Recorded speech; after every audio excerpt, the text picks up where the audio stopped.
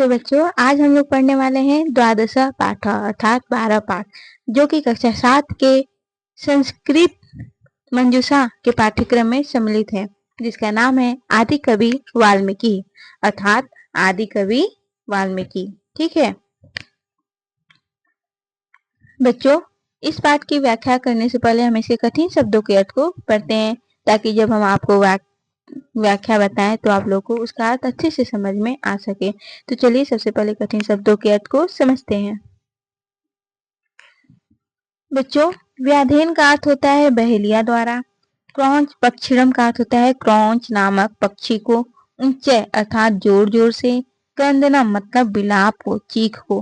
कारुणिक का अर्थ होता है दयालु। निषाद का अर्थ होता है हे व्याघ्र। ठीक है, हे व्याध। प्रतिष्ठाम का अर्थ होता है सम्मान। बच्चों, व्याध का अर्थ होता है बहेलिया। एक प्रतिष्ठाम का अर्थ होता है सम्मान। तथा प्रवृत्ति अर्थात से लेकर। विज्ञा यानी जानकर। विदित्वा का अर्थ होता है जानकर और विज्ञा का भी अर्थ होता है जानकर। दाक्षिण्यम अर्थात उदारता या अनुकूलता। जीवन मूल्यानि यानी आदर्श या जीवन के मूल्य। तो चलिए पाठ की व्याख्या को समझते हैं। तो देखिए बच्चों, पंक्तियां यहाँ से स्टार्ट होती हैं। पूरा वाल्मीकि नाम एक ऋषि आसीत। पूरा अर्थात प्राचीन या बहुत पहले। वाल्मीकि का अर्थ होता है वाल्मीकि। नाम अर्थात नाम। एक ऋषि मतलब ऋषि और आसित मतलब थे। प्राचीन काल में या पहले वाल्मीकि नाम के एक ऋषि थे। एकदा सह शिष्य सह स्नातुम तमसा नद्या तीरम अगच्छत। सह का अर्थ होता है कि वह। शिष्य अर्थात शिष्यों। सह मतलब साथ। स्नातुम स्नान करने के लिए। तमसा नद्या यानी तमसा नदी पर। तीरम यानी किनारे। अगच्छत यानी गए। तो देखिए इसका अर्थ हो जाएगा कि वह शिष्यों सहित स्नान करने के लिए तमसा नदी के किनारे गए। मार्गे सह व्याधीन विद्धम एकम क्रौंच पक्षिणम अपश्यत। ठीक है, मार्गे का अर्थ होता है मार्ग में या रास्ते में। स यानी वह। व्याधीन का अर्थ होता है शिकारी द्वारा या फिर बहेलिया द्वारा। वृद्धम मतलब विधा हुआ, विंधा हुआ। एकम मतलब एक। क्रौंच पक्षिणम अपश्यत का अर्थ होता है क्रौंच नामक पक्षी को। ठीक है, या हम कह सकते हैं कि हंस को। ये एक प्रकार का क्रौंच नामक पक्षी होता है। ठीक है, तो देखिए इसका अर्थ होगा कि रास्ते में इन्होंने बहेलिया द्वारा अर्थात शिकारी द्वारा बिंधा हुआ एक हंस देखा जो कि जोड़ी में थे। और बच्चों, ये क्रौंच पक्षी ऐसे होते हैं कि अगर इनके एक साथी की मृत्यु हो जाए तो ये उनके वियोग में अपना भी प्राण त्याग देते हैं। ठीक है बच्चों, अगली लाइन है सहचरस्य वियोगेन व्याकुलिताया क्रौंच्या उच्चय क्रंदनम अशृणोत। सहचरस्य का अर्थ होता है कि साथी के या सहचर के। ठीक है, वियोगेन अर्थात वियोग में। व्याकुलिताया का अर्थ होता है कि व्याकुलता से। क्रौंच्या यानी क्रौंच नामक पक्षी, क्रौंच पक्षी। उच्च यानी ऊंचा या जोर जोर से। क्रंदनम यानी रोना या रुलाई। अशृणोत अर्थात सुना। तो देखिए इसका अर्थ हो जाएगा कि सहचर यानी कि साथी के वियोग के कारण क्रौंच पक्षी व्याकुलता से ऊंचे स्वर में क्रंदन करने लगी, ऊंचे स्वर में रोने लगी।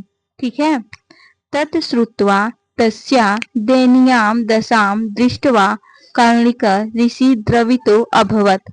तत् का अर्थ होता है उसकी श्रुत्वा यानी सुनकर, तस्या उसका, दयनीयाम अर्थात दयनीय, दशाम अर्थात दशा को, दृष्टवा देखकर, कारुणिकः यानी कि दयालु।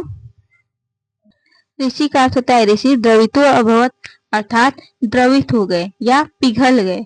तो इसका अर्थ हो जाएगा बच्चों कि उसकी रुलाई अर्थात क्रौंच पक्षी की रुलाई को सुनकर और उसके दुख को देखकर ऋषि का हृदय द्रवित हो गया, ऋषि का हृदय अंदर से पिघल गया। अंदर से देखिए, क्रौंची क्रंदनाथ जाता ऋषे शोक श्लोक रूपेण तस्य मुखात एव निर्गच्छत मां निषाद। क्रौंची क्रंदनाथ का अर्थ होता है क्रौंच के विलाप से, क्रौंच के क्रंदन से, जाता अर्थात हुआ, ऋषि यानी ऋषि का, शोक यानी शोक, श्लोक रूपेण यानी श्लोक के रूप में, तस्य इनके, मुखात यानी मुख से, एव इस प्रकार, निर्गच्छत निकल पड़ा, माम माम निषाद अर्थात हे निषाद। तो देखिए इसका अर्थ हो जाएगा कि क्रौंची के विलाप से, क्रौंच पक्षी के विलाप से उत्पन्न हुए ऋषि का शोक श्लोक के रूप में उनके मुख से इस प्रकार निकल पड़ा, हे निषाद। ठीक है बच्चों, यहाँ पर देखिए निषाद का दुष्ट भी होता है ना। तो उन्होंने कहा कि हे निषाद अर्थात हे दुष्ट या हे निषाद। यहाँ पे देखिए दो पंक्तियां उन्होंने श्लोक के रूप में कहा था जो कि यहाँ पे नहीं दिया हुआ है, तो मैंने उसको यहाँ पर ऐड कर दिया है। तो आप लोग इसके अर्थ को समझिए। यहाँ पे कहा जा रहा है कि मां निषाद प्रतिष्ठाम त्वम गमा शाश्वती समा। ठीक है, यत क्रौंच मिथुनादेकम अवधि काम मोहितम। ठीक है बच्चों, तो देखिए यहाँ पर कहा जा रहा है कि हे दुष्ट यानी हे निषाद, तुमने प्रेम में मग्न क्रौंच पक्षी को मारा है, इसलिए जा तुझे कभी भी प्रतिष्ठा यानी कि शांति प्राप्त नहीं होगी, एवं तुम्हें भी इन्हीं की भांति वियोग झेलना होगा। ठीक है बच्चों, इतना शब्द उन्होंने एक श्लोक के माध्यम से कहा था। उसके बाद महर्षि ने श्राप दे दिया, किंतु इससे जो निषाद है वो बहुत ज्यादा व्यथित हो जाता है। तो हटाइए, ये सब हम बात नहीं करते, डायरेक्ट अपने लेसन पे चलते हैं और देखिए आगे की पंक्तियां हैं।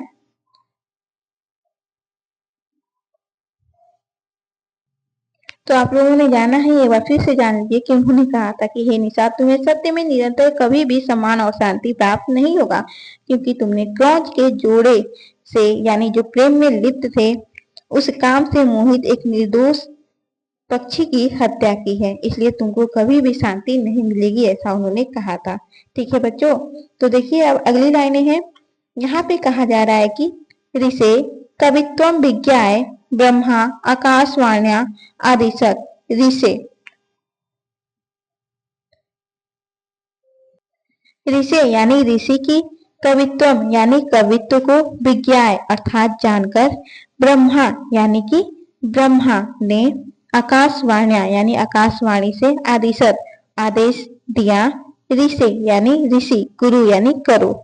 तो यहाँ पर अर्थ होगा कि ऋषि के कवित्व को जानकर ब्रह्मा ने आकाशवाणी से आदेश दिया और कहा, हे ऋषि, हे मुनि जी।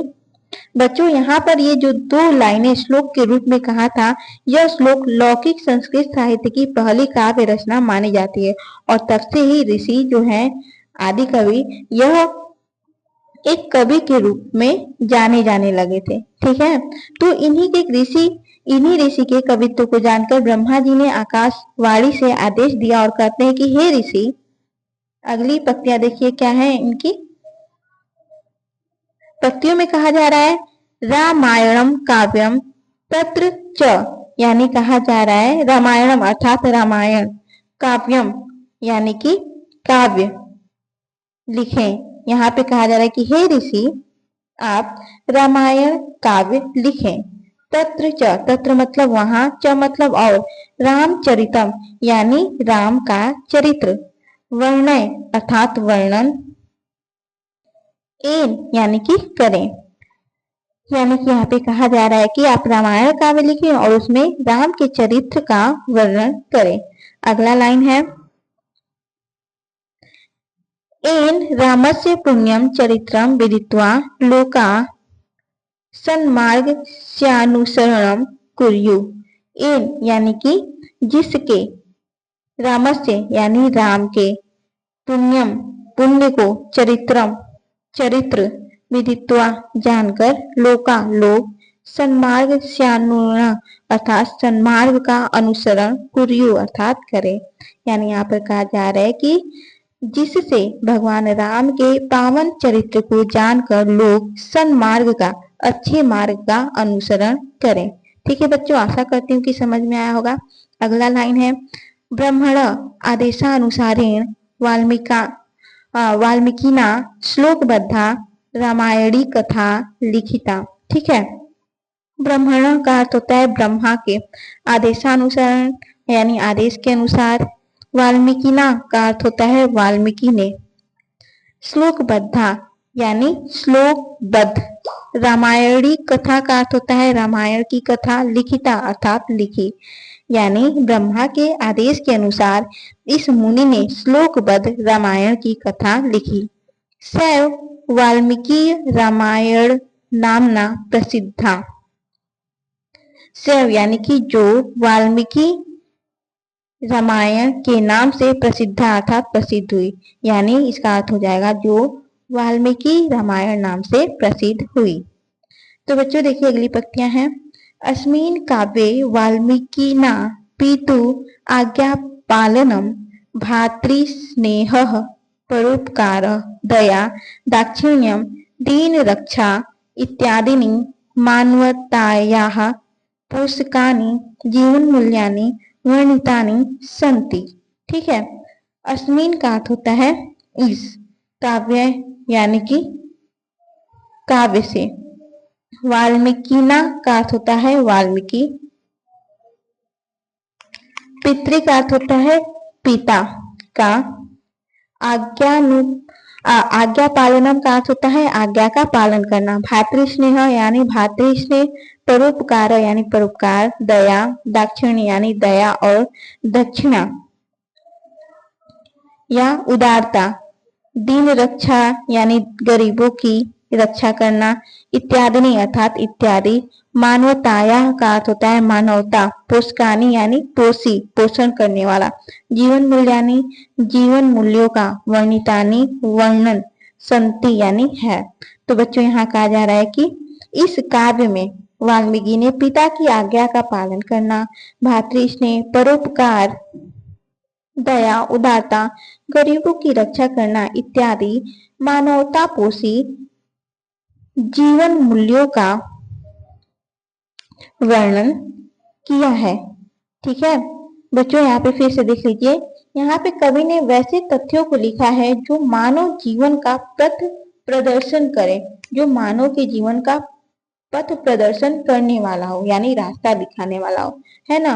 और इस काव्य में वाल्मीकि जी ने राम के ऐसे चरित्र का वर्णन किया है जैसे लोग उस रास्ते पर चल के अच्छे कर्म कर सके। जैसे कि यहाँ पे दिया गया है कि पिता की आज्ञा का पालन करना, है ना।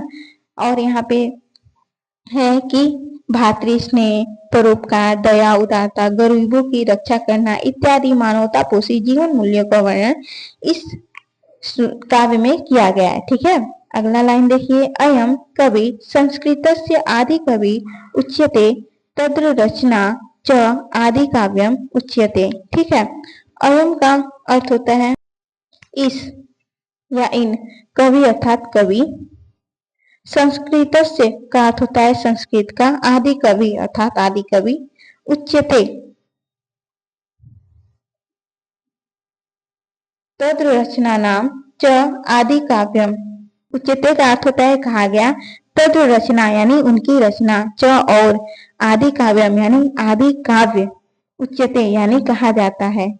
ठीक है, तो इसका अर्थ हो जाएगा कि इस कवि को संस्कृत का आदि कवि कहा जाता है और इनकी रचना को आदि काव्य कहा जाता है। तो बच्चों, आशा करती हूँ कि आज का पाठ आप लोगों को समझ में आया होगा। तो चलिए इसके प्रश्न उत्तरों को हम समझते हैं। तो देखिए इसके प्रश्न उत्तरों को हल करते हैं। और देखिए क्वेश्चन नंबर 2 है पूर्ण वाक्य उत्तर, पूर्ण वाक्य में उत्तर देना है।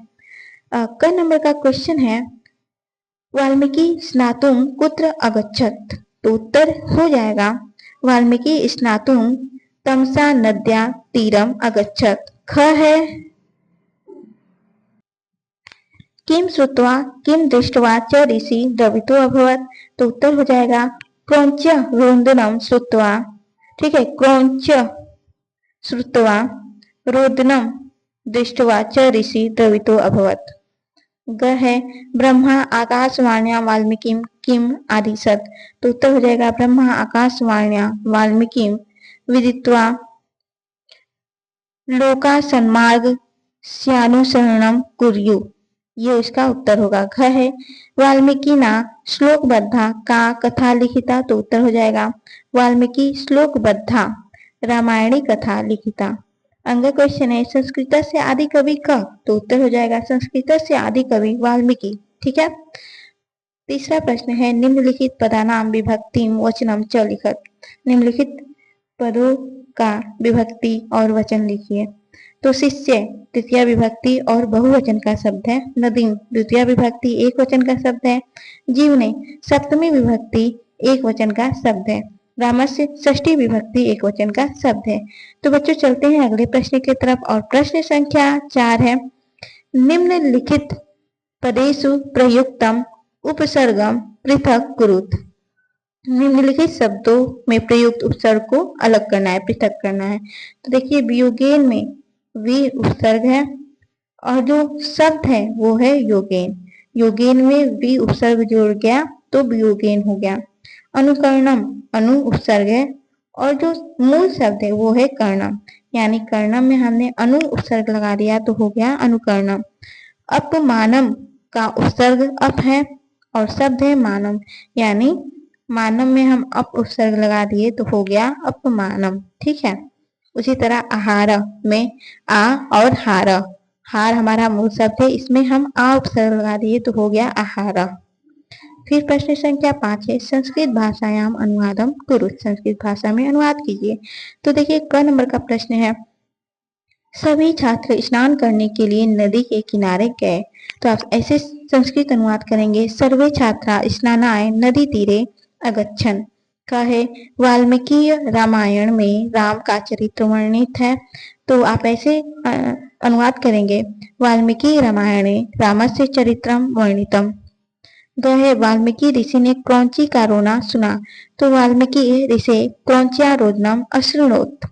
है ब्रह्मा ने वाल्मीकि को आदेश दिया। तो इसका अनुवाद हो जाएगा ब्रह्मा वाल्मीकि आदिशत। अंग है महापुरुषों के चरित्र का अनुसरण करो। तो अनुवाद हो जाएगा महापुरुषाणाम चरित्रस्य अनुसरणम कुरु। चलते हैं अगले प्रश्न की तरफ। और देखिए प्रश्न संख्या 6 है मंजूषात पदानि चित्वा वाक्यानि पूर्वक। कोष्ठक के आधार पर शब्दों को छाटकर वाक्य पूरा करना है। कहे पूरा वाल्मीकि नाम एक ऋषि आसीत। तो क में भराएगा ऋषि। ख है व्याधीन विद्धम एकम क्रौंच पक्षिणम अपश्यत। दूसरे में ख में भराएगा क्रौंच पक्षिणम। ग है ततः प्रभृति ऋषिरम्यम प्राप्त। तो इसमें भराएगा बच्चों कवि पदम। घ है अयम कवि संस्कृतस्य आदि कवि उच्यते। लास्ट में भराएगा आदि कवि। तो चलते हैं अगले प्रश्न की तरफ। और देखिए प्रश्न संख्या 7 है बच्चों पदानि चित्वा कथा पूर्यत। पदों को छाटिए और पूरा कीजिए कथा को। तो देखिए ऐसे आप लिखेंगे एकस्मिन् पर्वते दुर्दांत नामकः सिंह निवसति स्म। स मुष्के पीड़ितः आसीत्। रात्रिकाले मुष्का तस्य केशान् कर्तयन्ति स्म। प्रातः सिंह केशान् अधः दृष्ट्वा दुःखी भवति स्म। एकदा स मुष्कानाम् उपाय कर्तुं सङ्कल्पम् अकरोत्। चिन्तामग्नः स वने बिडालकम् अपश्यत्। बिडालकेन सह मित्रतां कृत्वा स्वगुहायां प्रति अनयत्। मुष्का बिडालकस्य भयेन विवरेषु केवलं शब्दं कुर्वन्ति स्म। यदा क्षुधा पीडया मुष्का बहिः आगच्छन्ति तदा बिडालकः तान् मारयति स्म। एवं शनैः शनैः मुष्का समाप्ता। स्वार्थे सिद्धे सिंहः बिडालकस्य उपेक्षाम् अकरोत्। समाजे स्वार्थीभिः सावधाना भवेम। तो बच्चों आशा करती हूँ कि आज का क्लास आप लोग को अच्छा लगा होगा। तो बच्चों आज का क्लास हमारा यहीं समाप्त होता है। आशा करती हूँ कि आप लोग को आज का क्लास अच्छा लगा होगा। तो प्लीज़ वीडियो को लाइक जरूर कीजिएगा। तो मिलते हैं अपने अगले वीडियो में एक नए टॉपिक के साथ, एक नए चैप्टर के साथ। तब तक के लिए बच्चों धन्यवाद।